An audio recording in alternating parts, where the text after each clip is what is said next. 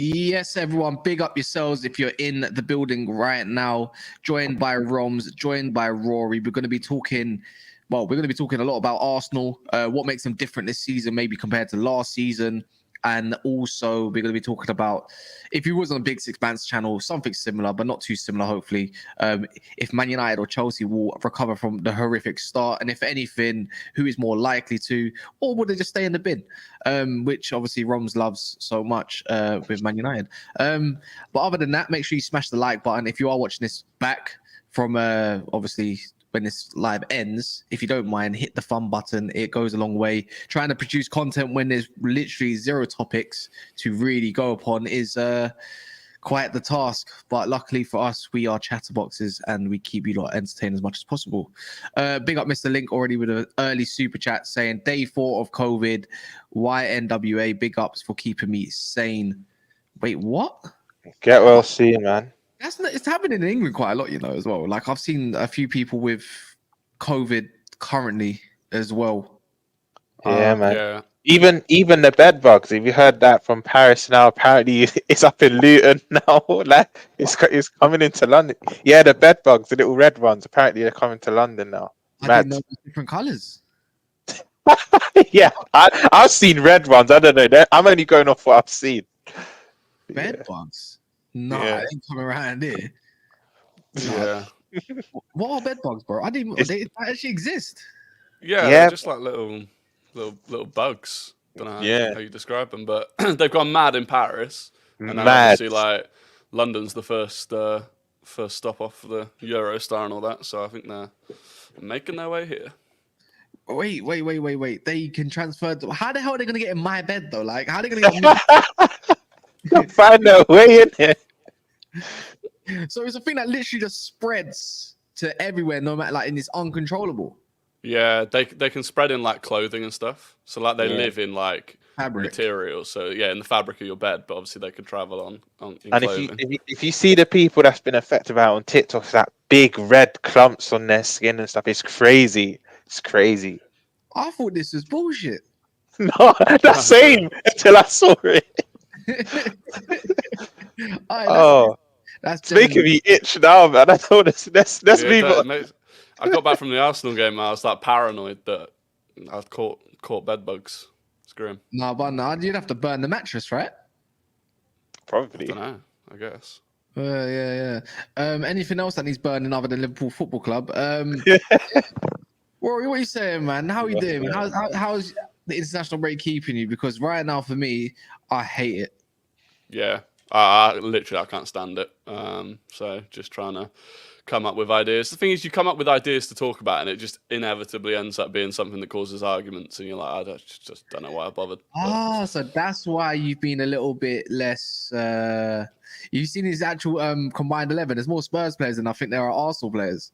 The team of the season so far. Yeah, Rory, that was quite accurate. I agree with most of that team. That was quite accurate. There's one that I didn't agree with too tough. I think it was the right back, because you know what?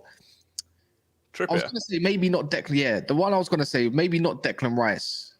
I think he's been good, but I think James Ward-Prowse has got a shout. But why am I trying to glorify West Ham? But right back, I would have said Matty Cash. Like I thought Matty Cash, other than the game against you guys at Liverpool, I just feel like he's been a very good, solid fullback up and down the pitch, and he's also been asked to do other jobs. Well, I think Trippier at the start of the season was wavered a little bit, and then he came to life a little bit more after the Sheffield United, etc. So I just thought maybe even big up Monts may realize this one, but even Kufal had a decent start to the season. Like, I don't rate him as a right back, but going off this season, he's had and I think his GA is even like 5 GA in like 8 games. Crazy. Yeah. It's tough. It was one of them where because I made like a few versions of the team, and so like if I took out Trippier, I had no Newcastle players. I was like, probably deserve to have a Newcastle player in there. Can I Can I give a maybe a shout? But I don't think he's got any GA. I think he's been consistent. He's been for Man United, and I thought the low's been actually all right, you know. And that's big coming from you because you're not even his biggest fan. I thought it was worth a shout because he hasn't been the problem. He hasn't been ripped by anyone in the Prem yet. He's been actually solid, but it's just got nothing going forward for him. So you can't really put him in the equation when someone's got 5 goals or assists or something like that. Yeah, it was one of them. I was like, on principle, there was no United or Chelsea players getting in there just based on how bad you've been this season. Yeah, you know, but you can say Newcastle, they're only like a point ahead. True. To be fair, yeah. I want an apology like Luton. No, well, look. Big up, by the way. Hey, you own it, man. People, you have to own it. Personally, I wouldn't apologize. I would have said fuck that. But that's just me, innit? Rory, I don't think you did anything wrong in that video at all. You just said it how it was. I think like a lot of what I said was fine. I think it was just I could see how it was a bit disrespectful to Luton, and I had like an actual like Sky journalist and stuff calling me out. I was like, okay, maybe I'll rein it in and apologise, and we'll move on. Nah, bun that, man. Yeah. You're right. What? I know they're trying to sustain, but we're not trying to give charity out here. This is the Premier League. This is the big boy league. You know what I mean? If you're too broke to go and sustain anything, that's on you, fam. Sink or swim. Sink or swim, man. That's the way it goes. That's life. That's life. But yeah, man, let's move into the actual topics. That's interesting. Wait, one sec. Did you say Sky journalist? Who? I can't remember his name now. He's not like a proper Sky journalist, but he does like Sky Golf or something. Oh yeah, he's a Luton fan. Oh, fuck him then, innit? You're a nobody. Oh, that makes sense then. Yeah. Oh my days. But yeah, let's get into it. Rory, man, Arsenal second in the league, joint on. Well, we can say joint top, but technically the table doesn't. You know, Premier League doesn't do that. You're either top or you're first or you're second, right? You're second in the league, joint points with Tottenham, which is funny as it's your rivals. But the thing is, with Arsenal, you look very sustainable. But I want to get your take on what you feel how Arsenal are this season, what makes them a little bit different to last season. Because we've all been critics, me, Roms, saying you don't look the same in terms of being the electric cell. I thought I was an Arsenal fan, Kaz. I thought I was an Arsenal fan. Yeah, Who would have thought? Who would have thought? I could be critical. What do you think makes Arsenal a little bit different this season in your eyes? I think we're a bit more resilient. I think a bit more. The squad feels a bit more mature. There's a bit more depth there. Like we've already had. I think people forget the start of last season. We didn't really pick up an injury. Partey was out for like a game or two, but we were quite injury free at the start of last season. I think this season we've already had quite a few injuries. And despite that, the depth has meant that we've not really suffered too much. Like our best front three is Martinelli, Jesus, and Saka. They've played 23 minutes together all season. So there's a couple of things like that where I think that's an improvement. Like I said, more mature. I think Arteta's a bit more mature. And we're trying to play a different way. We're trying to make it so that you don't... You know, you look back, there are a lot of games last season where they were electric, they were fun, and we got the win. Be like, another day we don't get the win. Like Bournemouth when we scored that last-minute winner. Games like that, that should never have taken a last-minute winner to win. And I feel like Arteta's just going for a bit more of a sensible approach, a bit more of a robust midfield and defence. And it's working. And like Spurs are ahead of us on goals scored, but actually, if you look at why we lost last season, it was because we conceded too many goals. So in a way, the fact that we're on the same goal difference because we've scored less but conceded less, I'm almost more comfortable about that. Yeah. Yeah. Would you agree with that, Roms? They look more, in your eyes, more mature. I've got two things, which is, I'm going to use Terry's line after about Arsenal. But I want to, what do you think? Is there anything that you can maybe criticise at the moment? On like constructive criticism? Let's try and make a balanced argument, right? To be fair, it depends how you look at it. Because I was saying to you a couple of days ago, yes, they haven't. Correct me if I'm wrong, Rory. I think this point last season you had scored more. I think you had scored more, so it looked more aesthetically pleasing. It was a bit more. You could say organised chaos. You could say with Arsenal with the front three, and they had a stronger, obviously front three starting. There were blitzing teams, but for me, I think it's. Is there an echo, by the way? Is your mic's a touch loud, by the way? Cool. You're probably echoing yourself. Yeah. So you don't echo, that's fine. I'll carry on. But I just feel it's more sustained that they're winning games 1-0, 2-1. It's like it's reminiscent to our season. I always say 18-19 when we won the Champions League and missed out on the league by a point. We were blitzing teams in similar fashion that Arsenal were at the start of last season. But the season we actually won the league, where we won it pretty much by February, March, there was a lot of 1-0 wins, 2-1 wins. We were nicking it late. I remember a win against Crystal Palace late when Mane scored a header. I remember a win at Villa again when Mane scored a last minute header. But them games are more controlled. They weren't chaotic, but they're more controlled from start to finish. And I think that's the positive for Arsenal fans. I think the only negative you could say, but it's nitpicking, is that they've not scored as much. But I don't really think that's a real negative. This is my line. Word to Terry, man. Big up Terry, man. Sometimes. I know you're watching this back, Terry. You watch all our streams back. Big up Terry. This is the scary part about Arsenal, and I'm not trying to wax lyrical about them. And guys in the comments, I know, get involved, by the way. I want to know your points. I'm reading them as I'm going along, like JC28, Vinny, Charlie, Travrelli, and so forth. Even rival fans, let's try to have an honest conversation here. The maddest thing about this Arsenal team right now, other than the certain centre-back partnership, which I'm going to allude to again, which I think Rory can even explain, is they haven't even had Jesus, Saka, Martinelli start. And not just that, they haven't had Partey, Declan Rice, and Erdegaard start. That's two players. You could say that's two things, not players exactly, but that's two things that could make the difference within this Arsenal team tenfold. And I think we only got to see that, and we only got to see half of that in the City game for the last 20 minutes, which inevitably got them the goal, which got them higher up the pitch, and they made most of what they had on the pitch, obviously, with the talent they had, but they still didn't have Saka. So the way I look at it, there's still more gears to go up. Like Man City, when they get Rodri, there's another gear to go up. With KDB, when he does come back, there's another gear to come up.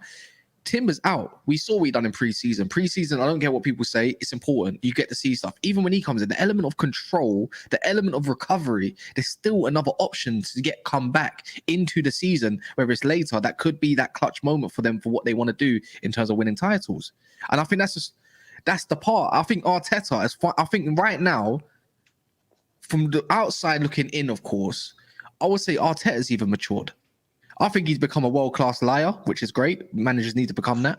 I think his management has been better than last season as well. And I think he's starting to rotate the squad from something that we've criticized, right? And I think he has had to bite his tongue on that one, because I know he didn't want to rotate Saka, but he had to. But there's options. Now, even Jesus Rory is saying, I don't care where I play compared to last season. This season, I don't care where I play. I just want to play for the team. Now, if you're an Arsenal fan, that's exactly what you want to hear. No?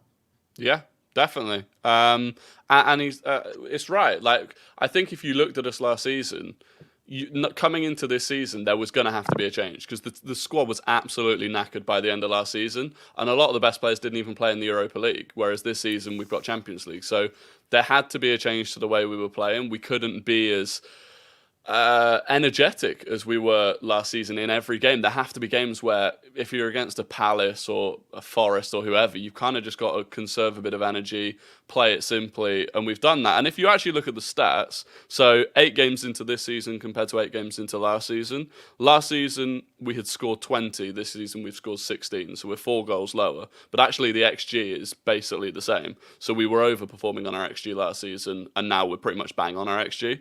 But goals conceded, we'd conceded 8 by this point, and now we've conceded 6. So the percentage drop of goals conceded is more than the percentage drop of goals scored, which is great. And we've played City already at this point, so it's looking much better, I think. And like you said about Arteta, I do think he's matured and grown. I think Sunday was a big win for him over Pep, as much as it was for Arsenal over City.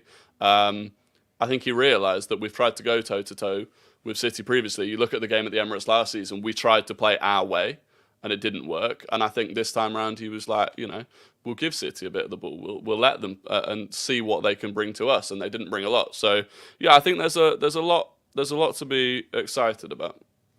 Yeah, and it's not even a worst case scenario. Roms, sorry. Oh man, people can call me racist now. It's because we were just on the stream together. Yeah, it's not even the worst case. The worst case scenario for as a rival is that they're looking to strengthen in January, attacking wise. And Kaz, you hit the nail on the head. That's what I think is why even more worrying this season. Correct me if I'm wrong, Rory. It was only Jorginho last January, or am I forgetting?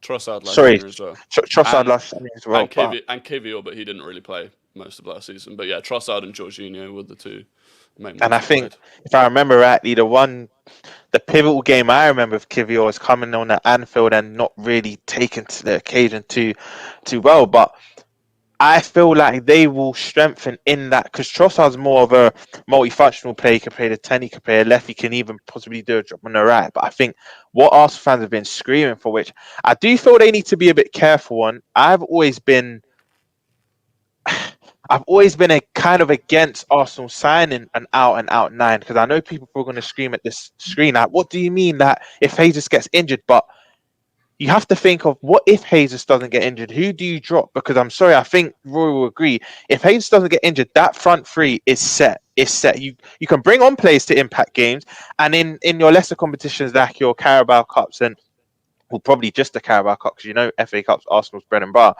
But they'll probably filled out a slightly weaker team in that competition. In the Champions League and Prem, that will be the front three. So you bring in a high-profile striker, but then you have to judge what their mentality is at because if I'm even Tony, I'm coming to Arsenal, but you want to start every game and you're just not better than Gabriel Jesus. So Arsenal fans need to be careful on the type of number 9 they get in. But I think you're spot on, Kaz. This is the worrying thing. They will strengthen in the areas they need to that could get them over the line. But from a rival looking at, and I do feel Edu and is Vinay still there? Or is he going to end the season, Rory? I don't know if Vinay's still there. Leaving at the end of the season, I think, yeah. Cool. So he'll probably want to give his biggest parting gift. But I think them two will actually go not for depth, in my opinion, but quality and depth. So that's from a rival perspective. It is looking worrying. It is. And depending where they are in January, because we know they'll be there or thereabouts. Let's say they are clear of a City and they then add to their team. It is worrying. It is worrying from a rival perspective. But then I can throw a spanner in the works. I don't really trust my owners, and I don't think Spurs fans trust theirs. But what if we then strengthen? When I say Spurs, I don't mean them in a tout race. I don't know why did I even mention them. But if we then was to strengthen as well, there's other outside factors, but I don't trust that. If Tony is to come in, I don't look at it as he's going to start over Jesus. I think they both bring a different dynamic, which is what you want as a manager. Because Jesus can play left, right, center. Trossard can play left, right, center, right? You got Saka left or right, not center, of course. That's not his game. Who else have I missed out on there? Martinelli left, center. The thing is, they got options. The different types of options. Who says that Jesus doesn't start with Tony? Like maybe this gives Arteta another. Arteta. You can see at the start of the season, there's meant to be a plan A, plan B, and there's a plan C. The plan B that he was referring away from plan A to maybe make that as a plan A didn't work. Maybe the certain profiles didn't work, but that might work with a Tony in the team. And do you know what? Do you know what as well? Just to chime in, just last point. Do you know, I then said Tony would want to start week in, week out, but do you know why he might not care? Because the incentive of possibly winning the title. Let's say Arsenal on the periphery of winning the title, he'll be like, you know what? Even if I don't start week in, week out, my first 6 months, I'm potentially picking up at Prem. That's a big incentive. So, you're right. He might not care about it. And like you said, Kaz, we've already seen Arteta experiment different positions pre-season and the first couple of games of this season. You're right. He could play too. And a lot of people would say Jesus isn't even an out-and-out 9 anyway. So you're actually spot on. They can have I know Jesus played on the right for Arsenal, and he switched his mind because he said, you know what? This is kind of fun.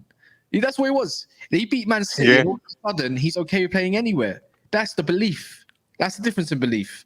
And once you believe that you can beat the champions or the best team in the world, obviously twice if you want to count the Community Shield, then so be it.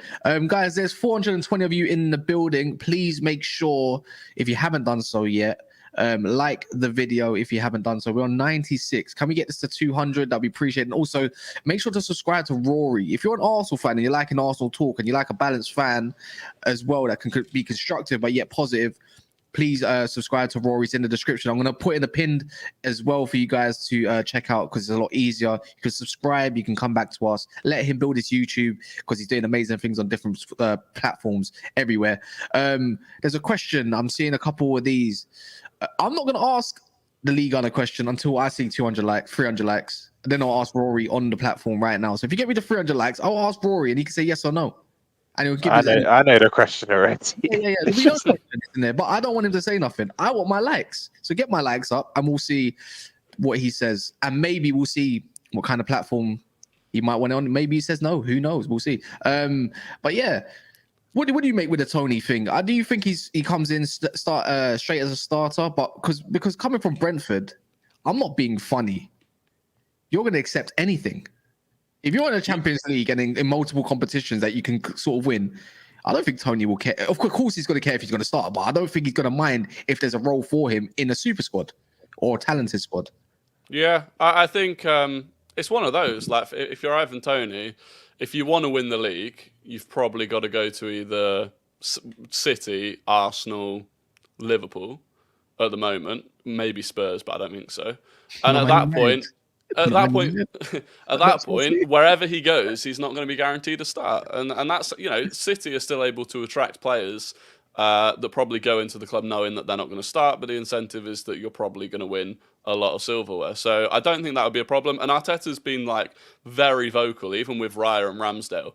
He wants a player he basically wants 2 players for every single position. So you'd probably argue, I think, right wing and striker, we don't have backups to Jesus and Saka that are good enough. I don't think Nketiah is good enough for a title-winning squad. So there's definitely a spot for him. If he came in January, I think it would take a while before he did start playing regularly, just because, similarly to Pep, I think Arteta likes to bed a player in for quite a long time and get them used to the way that we play. But it would be a useful signing for certain fixtures, and it would allow us to, even a game against City, I actually think Tony would be perfect for a game against City, just because sometimes you've got to go long, and we didn't really have an outlet until Havertz came on against City at the weekend. Yeah, that's true. It's just the option, man. I don't know where you think he's going to go to Liverpool, anyways. Rom, that's the last position you need to think about, right? I know we're top heavy, but do you know what it is? Do you know why we're laughing it up though? Because as much as he said he likes Arsenal the way they play, he grew up in Arsenal. He is a Liverpool. I know we say this about every player, but he is a Liverpool fan. But we won't sign him. Obviously, that's just more. It's more hoping, but we're too top heavy in that position. But one thing I will say is, Salah goes to AFCON, so maybe that first month, you never know. I'm joking, but I think if there's 2 clubs that are favourites to get him, it will be Arsenal and Chelsea. Now, I most likely think he would go to Chelsea, probably offering more money because we know what they're like, but the incentive will more be with Arsenal. But they're closer to winning something bigger. But I just feel with Tony. Wait, when can he start training? By the way, he's in behind now. Right? Now. Oh, yeah. It's gone that quick. It's mad, isn't it? That's crazy. Wait, when did he get banned? That other day. In May. He got yeah. That's crazy. But yeah, just adding on to what Rory said, I don't think he'll start straight because I think as long as Martinelli, Saka, and this is where Arsenal are blessed with their depth, other than the right side. But when you see the players that can play that left side and kind of essentially with Trossard that can play on the left, Smith Rowe, I've been a big advocate for, can also do a job on the left as well. They are blessed with, apart from the right side, a lot of attacking prowess. So I don't think Tony just goes into that team and starts, but that is great depth to have because let's be honest, he does start in pretty much a third, three quarters of the teams in this league. So yeah, I think Tony will be a good signing for them. I didn't know he was in training, but that's a bonus. The thing with Tony as well. The thing with Tony is that it helps with the lack of a Saka backup problem as well. If you can't go and get I'd love to get Pedro Neto, but if you can't do that, leave him alone. Leave him alone. And you, yeah, we need him. Salah's gone at the season. We need him. And Sancho, just take Sancho. Why don't you just 30 million? How about that? Take him. I would love him, but if we can't go out and get him, then you bring in Tony, that means that you've got an option to move Jesus out to the right, which means you do have a bit more cover for Saka as well. So it kind of helps kill two birds with one stone. Yeah. I just thought as well as if Arsenal fans in the chat as well, man. It's just I think Kroenke. The summer's great. The summer shows ambition, but I feel like showing ambition is great. But now you might need more than just one signing in January. If these owners are serious, if the Kroenkes want to be as serious about Arsenal as Arsenal want to get back to the top and all this kind of stuff, they need to show some real ambition in January. I would say they need Tony, but then I'm looking at what about the other cover? Do they go and get another right winger anyways, or do they go get another position to sort out? Like along those lines, show some ambition. In those, maybe a centre back, but I don't look at it like that. I feel like Timber comes in, Tomiyasu, Ben White can cover centre back, and you're fine. You still got Kivio. I think that's decent enough third and fourth choice centre back, especially from what I saw from Tomiyasu. I think he's a right centre back. He's a brick. He's strong as well. I'm pretty sure I saw an interview. He's one of the strongest in Arsenal. Someone said Tomiyasu's just different. That's his natural position, Kaz. It's only because he gets deployed more on either side. It's because who confused that is Bologna. So when he played for Bologna, he was playing right back and right centre back, and they never knew what he was going to be. So yeah, that's what I look towards it like that. 500 people in the house. I still want those 200 likes, and I'll ask Rory the question. 500. I need another 54 likes. So let me. What's the super chat here? Hybrid Ultra says, Rory, would you take 40-50 million in January for Emil Smith Rowe? It's a tricky one. I think they've been talking about that potentially to Newcastle today, if they can get their money up. But that would be a good signing for them, It'd be a great signing for them. And if you look at how much we're using him, you say, would you take 50 million quid for a player that's scraping a few minutes? That's a robbery. But then I just love him. Like I actually love him. So it's one of those where if I took emotion out of it, I'd be like, yeah, you have to take 50 million for a player that's not getting that much game time. But I don't know. It would be a painful one, especially to see him go to another Premier League club. It would hurt, but logically, don't you think he's almost one of them players that, when you sell to another club, they'll just come back to buy you? I don't think he'll be disrespectful and celebrate, but he'll just play well and then probably have a stellar performance against Arsenal. I just get that feeling with him. Well, that's the thing. I'm convinced if he's given proper game time, like he will turn into like one of the best attacking midfielders. And there are things that he can do that I don't actually think we have a lot of at Arsenal in terms of like picking the ball up on the turn and just being really direct and running, because Ødegaard can't really do that. So we don't have that from the midfield. So I would love to see him given more time. But do you know what I always say about ESR? It's a bit more sentiment because he's from down the road as well. But the things with Smith Rowe people don't understand is he hasn't had that clear season injury free. If you look when he went to Huddersfield and Leipzig, he had this problem, didn't he, in his back? So, and because Arsenal thinking whether they should operate on it, then they were like, you know what, it's not as serious as we thought. Then they found out it was more serious, and then he had to go through surgery. He's not had that one injury free season where he's consistently played, and I think if he gets that at another, because let's be honest, due to your quality, he's not going to get out Arsenal. That's why Hybrid Ultra, as much as I rate Smith Rowe, if I probably was an Arsenal fan, it would hurt, but I would probably accept it. But he's just one of them players. Give him a season, fully fit, injury free, and you'll see what that guy can do. Because 11 goals, 11 league goals, no penalties. A lot of players can say that. Not a lot at all. So Smith Rowe, I think he's a baller, man. I do feel by some of the Arsenal fan base, he is underappreciated. By some, not all. Rishi says, I feel Kroenke will spend. They have won nearly everything in America. Why is there something being said as soon as they win everything in America, they're going to focus on the other project? Or no, it's just that all of their projects in America have been similar to what they've done at Arsenal. It's like they spend relatively slowly, they get themselves in a position to win, and then they go bang and they kind of pull the trigger and they go for the win. And like they do have a track record of being very successful as owners of clubs. I think every club that they've got in America has won like the major thing in the last few years, so there's hope. Yeah. All right, guys, again, I'm going to keep alluding to it. 24 more likes, or ask Rory the question.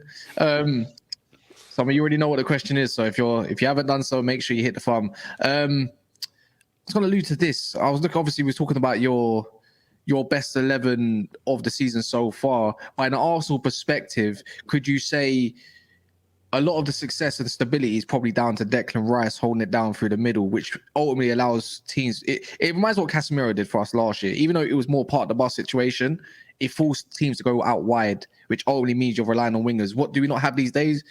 It's pretty much natural wingers, right? Other than Liverpool, maybe Luis Diaz, etc., etc. Could you say, is there an argument that Declan Rice, for expensive as he was, is potentially signing of the summer or signing of the season? Does he have a case? He's got a case. I think even if I was being unbiased, I don't think I would give it to him just because of the amount of money that we paid. You would he's proven that he's worth that money. But as an example, I think James Maddison has proven that he was worth a lot more than the 40 million that Spurs have played. So I'd lean on Maddison over Rice. But I mean, for what, like, to pay 100 million for a player and for you to really not be questioning spending that much money on them at all, I think he's been unbelievable. Yeah, guys in the comments, let me know who your signing of the summer is or signing of the season so far. I want to know everyone's. I'll scan it as you lot type it. I can't lie, Roms, man. Declan Rice for me is probably the game changer. Egal was telling me all along. He was, to be fair. He was. I'm still not heavy on it because you know what it is? Even though he's not my type of player that I like on the eye and everything around it, I can appreciate a good player when it's there. But bro, like it's like his night and day kind of transform that midfield, and you can't hate from afar. If you're saying nah, he's all right, that's not that good. But when then you go and say, yeah, but you know, this player's been good. I'm like, how do you make comparisons? That's a shot at certain someone as well. But you know, do you know what it is with Rash, right? The reason why he's not my signing of the season, I probably have him second or third or player of the season so far. I have Maddison. I think what Maddison's done at Spurs, especially the expectations, Spurs fan thought was doom and gloom. We've lost Kane. Where's the goals going to come from? He's gone there like a duck to water. But similar to Rice in a sense that a lot of £100 million players, we've seen them go to teams, and I do rate Grealish, but Grealish is one of them. You've seen Lukaku in the past. You've seen the Pogba's. Not exactly 100 million, but within that realm, that region between 90 and 100.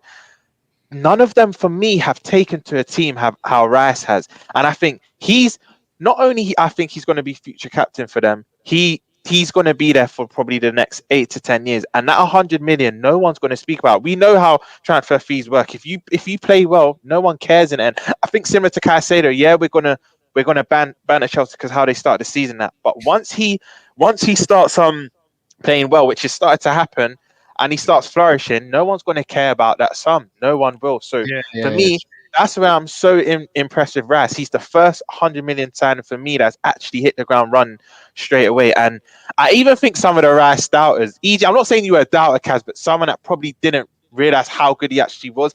Everyone's actually taken a step back. Like, this guy is some player, and you know what it is? Arsenal have got it here. They've got a player here. It's a bit of tribalism, and I think two, people always want to keep that. I would call it maybe being stubborn. Is like they always want to be right. Sometimes it's like it's okay to be wrong. Alive Rory in it, like Luton and that, but but it's okay to say, you know what, yeah, like, so what if I was wrong? I made a prediction that Man United were going to do very, very well this season. But second, didn't it?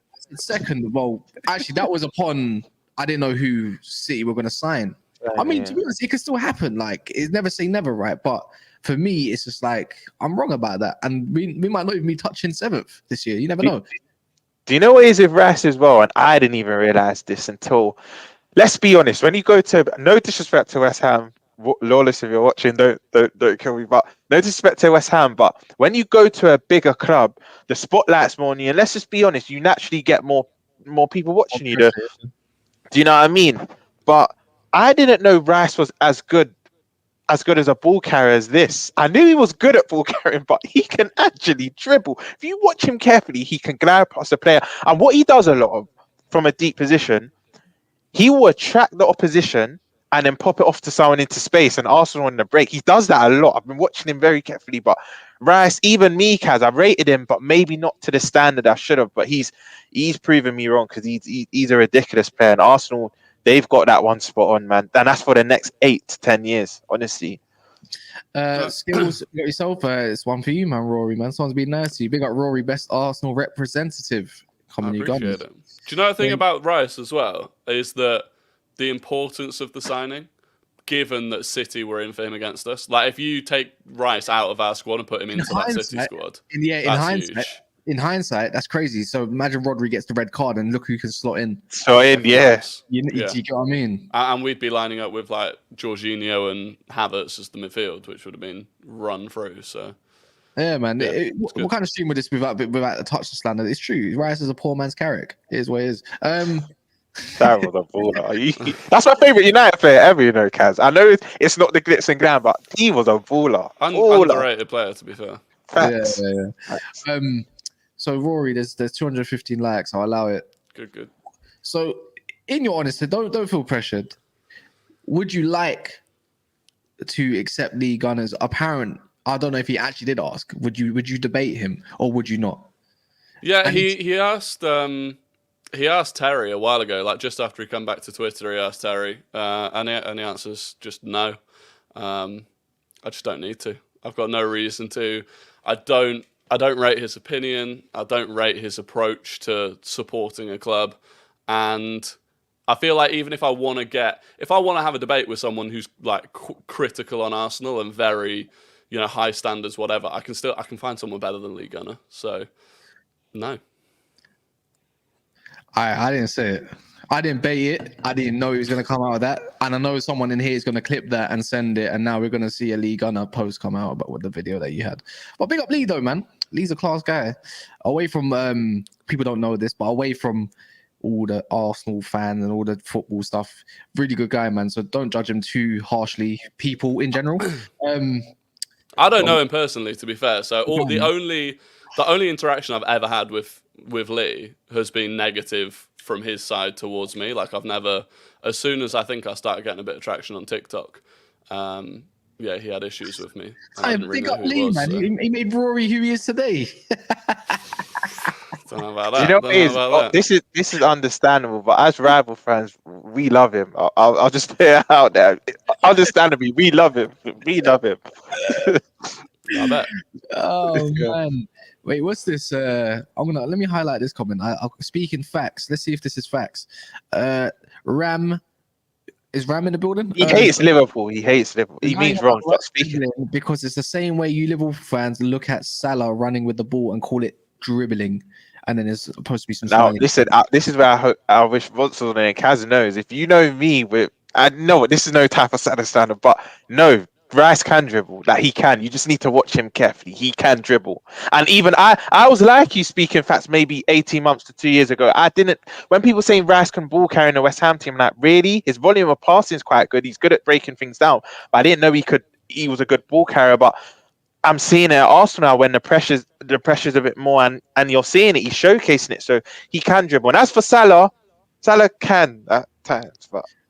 Yeah. Moving on from Arsenal, because later we're going to be doing a rivals review of teams. It's going to be me, Monts, Daps, Specs, I think Guna Lee, and I think Greasy. So that should be a good panel. Other than that, we're going to be reviewing the season. But right now, let's review what we so far call a horrific season in Chelsea and Man United. We had a bit of a debate on it, Roms, so I'm going to go to Rory first. Do you think either team is going to recover from the start? And when I mean recover, I don't mean get into 8th place from 12th place or something like that. I'm talking about getting back into the conversation again. Do you believe in any of it in hindsight? Or do you think, I think this is going to be the kind of season they're going to have all year round? I think both of them will improve. In terms of like a proper recovery, I think United have got a better chance than Chelsea. I just think even when Chelsea get players back, I think that brings more issues. Whereas with United, Rory, just to stop you think I just need to make sure I heard that correctly. You think United have a better chance than Chelsea? Yes, but hear me out, right? Only because I know that if push comes to shove, Ten Hag can default to pretty much what United did last year. Once he's got a few of the defenders back and that injury crisis is over, I think he can go back to just sitting in deep with Casemiro and even now Amrabat and just playing on the counter. And they've still got the players to do that. So it was good enough for United to do last season. I think you can do that again and get to like top 5 potentially. If he does that, it still raises other questions about like where the United project is going. But he's capable of that. With Chelsea, I've not seen anything to say that they can just go on a run of games with their style of football and win games, because we didn't see it last season. So I think it's harder for them. But I wouldn't rule it out for either team. It's just... Don't you think with Chelsea, though, before any Man United talk, don't you feel with Chelsea, even though it is only against Fulham and Burnley, and even so forth, it's not like the football's been bad from them even in other games. It's more been down to... At first, it was down to chances created, and then after that got sorted a little bit. Then it came down to balance. Then when they introduced Cole Palmer, all of a sudden now it's down to being clinical in front of goal. And we saw how clinical they could be in their chances. I think what did they have, like 6 shots on target, 5 shots, 4 goals, something like that. Anyways, so do you feel like it? Don't you feel like they can sustain, or is it because they got a nightmare run coming up that you think it's a bit too soon for that nightmare run? Maybe.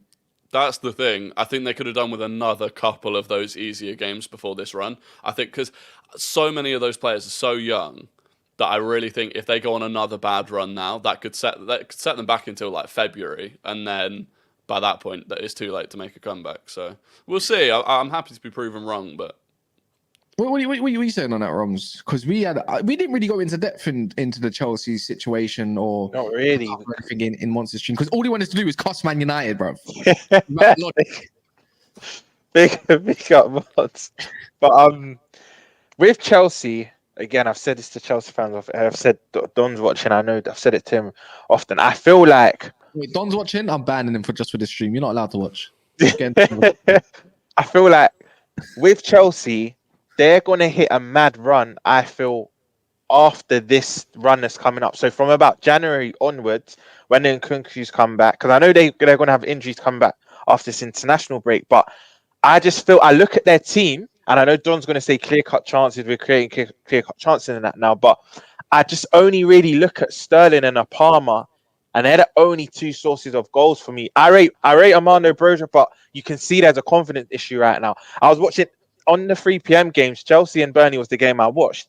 And Broja was clean through, and he kept cutting in till he got the ball nicked off him. And I'm thinking, if that's the Broja early Chelsea days or the Southampton one, he's dispatching that. So this next run, and I said this to you a couple of days ago, Kaz, this won't be as doom as gloom as most rival fans think. Chelsea will pick up some unexpected results in this run. I don't think it starts off with you, Rory. Don't worry. I feel like you get a slender win there. But I do think they will pick up surprise results. And I just think they'll go on a mad run once Nkunku comes back. But until then, they'll close that deficit, but not drastically, in my opinion. It does get better for Chelsea, but not straight away. Not straight away. But they are actually playing well. And even if you look at the games they've drawn and they've lost, the West Ham first half, I think they were excellent until the red card. When they played Forest, they pretty much dominated the game. Bournemouth, I don't know how they didn't score 3 or 4. It's not like they're playing bad, and I think they've only conceded less than Arsenal and City, I believe. I could be wrong with City, but I know Arsenal's definitely one of the clubs. So what they're doing is a bit more sustainable. It would have been nice if they had an out-and-out goal scorer, but I think Palmer and Sterling can get them to a respectable level. I think them two themselves, they'll score them enough goals. Not the volume of goals, I think, to break into that top 6, but they'll score them enough to kind of go to that 6th to 9th position. But I don't think it's that doom and gloom for them, man. Yeah, I want to be biased as a Man United fan. I do, but I'm struggling to do so at the moment, because I thought the difference right now between Chelsea and Man United is that it's true with Mons what he says. Like, the thing is, they're coming to a period where their football is sustainable. But we talk about what they were clinical against Burnley, but what about when it comes to a better team? Where's the goals coming from? You could say the exact same question about Manchester United. Where are the goals coming from? Where is the football sustainable that they want to play with the current batch of players? And maybe it is true what he says. The difference is Chelsea, we don't know if they are able to go on you say January onwards, right? We don't know with this new team that they and with Pochettino if they could sustain a 10-game winning run if possible, or 15-game unbeaten run. Whereas Man United last season, Man United had unbeaten runs of maybe 8 games, 9 games, 7 games, stuff like that. That's so. In fairness, there is that. So when the push comes to shove, we yet to see anything. But there's so many unknown commodities that really sustain that. But Rob, you don't believe in Man United, do you? Really and truly. If you go off the earlier stream, Kaz, you know I love speaking bad about your club, but I was trying to be a bit more objective than once. But in terms of United, I just feel, Kaz, even when your signings come back again, it will get better, but not. It won't be that vast improvement that needs to happen for Manchester United, if that makes sense. I think it's enough to probably scrape a 7th or 8th, but you've got, for me, Højlund's going to only get better. I rate him highly. I was saying to you earlier, but this is where I kind of understand where Muntz is coming from. Other than Rashford, there is no proven consistent goal scorer, and Rashford's purple patch will come. It comes every year. Rashford will go on a mad run very soon. It's inevitable. Even though I don't really rate him that much, it will happen. Højlund, I think, will hit the ground running in the league, because like you said, Kaz, in the Champions League, I think it's 3 goals, 1 assist in a couple games. I think Højlund will, but if you're going to go off what we know and who's proven, it is only really Rashford. You could say Bruno as well, but Bruno's not been putting up the GA this year. But I think United will improve once your signings come back, but not how I think United fans think it will happen. I don't think it'll be that drastic improvement, but it's inevitable. It can't stay this bad for long. Although I hope it does. Long may it continue. I hope it's this bad until the last day of the season, but it won't get any worse, in my opinion. Yeah, that's my verdict on United. Yeah, I can't sit here and say no to you and provide an argument like that. It's, bro, right now you're spitting facts, bro. Like you're spitting facts. I know Man United can get a result. I think Brentford shows Man United can get a result in any way, shape, or form if need be. It's just that I feel with Man United, I don't think it's a Ten Hag issue right now. I think it's a personal issue. Overall, I think it's a personal issue, whether it's dressing room, whether it's the Glazers or whatever. But I'm going to talk about what's on the pitch. And Nkunku's an unknown commodity if he's going to succeed or not. But in optimism, to me, it screams he will succeed. I think he will succeed because of what Chelsea's currently got. I think he can do Gallagher's role, but even better. And you know what, Kaz? As well. I know it's a small sample size, but if you look at the Premier League, keyword, Premier League opposition they played in pre-season, him and Jackson together, it looked very fluent. I think they played Brighton and another Premier League team. Chelsea fans in the chat could help me out in pre-season, but Nkunku, and that was a strong Brighton team as well. It was a strong Brighton team. I know obviously it's a small sample size, but I feel like Nkunku is inevitable. I know that might sound mad because we've not seen him in the Prem yet. But with some players, you kind of just know. I think Nkunku will do very well for them, man. But in terms of going back to United, Kaz, one player I think he's playing very bad now, but one player people just brush for me is Casemiro. He pops up in a lot of important moments. Like, he does score. Once tried to downplay it earlier, but he's like, oh, so you're relying on a DM. But Casemiro does chip in quite a lot. If you actually look at it, he does chip in quite a lot. Overall, it's not there, man. For the overall game, for what it's worth, United is dead, Cass, and it will remain dead until the sale is sorted. Look, yeah, if we're going to talk about pretty much it. If we're talking champions, being champions of a league, of course, everything stems from the top. But in terms of that's it, Newcastle. In terms of Champions League football and sustaining Champions League football and being convincing, I think that's a good enough squad that's currently there, if all fit, to go on and be in the top 4 comfortably, in my opinion. I think with that squad is better than Newcastle squad. That squad there on paper, the first 11 that could be just as good as Chelsea's, and it's definitely better than Tottenham's. I was just about to say that. I think there's enough players in there to provide more balance than a lot of other teams, but that's not there yet. I think this is down to Ten Hag as well at the same time to grow a pair of balls. The thing is, I think Pochettino's worked out what he likes and what his best 11 for what the current fit players of the situation is. I think what you saw against Burnley is pretty much their starting 11. I think that's what he likes. So now I look at Man United and think, Ten Hag, when you got players available, you need to work out what your best 11 is. Are you going to build a team like you did in pre-season around Kobbie Mainoo? That's what I saw. I saw Kobbie Mainoo and Mount. That was the duo, and that was what was balling out. I think it all comes down to balance, and I don't think it's down to anything else. And I think that is down to the midfield ultimately. Stop shoehorning, or it will cost your job. The dressing room is so shit, and if your job is such on the line, you got nothing to lose anyways. So can you string it out till January, and can you string it out enough to where Man United fans are convinced? That's the next part of the question. But yeah, man, I feel like we can wrap it up right there. Guys, give me your thoughts in the comments after the show's finished as well. Big up Rory. Make sure you smash a like as well on the video on the way out. Big up Roms as well, doing back-to-back streams pretty much, having a fry up in the middle. He's probably dying for a nap. I'm bloated. Yeah. This show is going to go straight over to Mo's channel, which is going to be going live in the next 9 minutes. Go support Mo. Mo's going to be over with Lewis, or LB as people know him as. But again, Rory's channel is in the description and in the pin. Go support him, man. He's a great content creator. He talks good sense. He can rattle people a little bit, but don't worry, he'll apologize afterwards. Yeah, I will.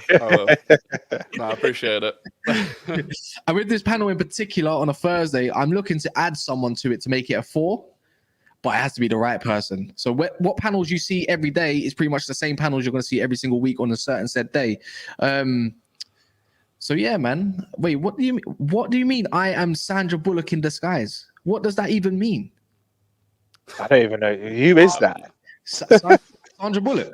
You never seen blonde hair, white woman, actor? From what film? Well, I'll know by face, not by name, probably. He's in The Blind Side, The Proposal. No, I can't lie. I don't know. You don't know. Anyways, I don't want to kill time. Let me just say this, yeah. Longest white woman to ever live. I don't give a damn. Longest, yeah. In a bit.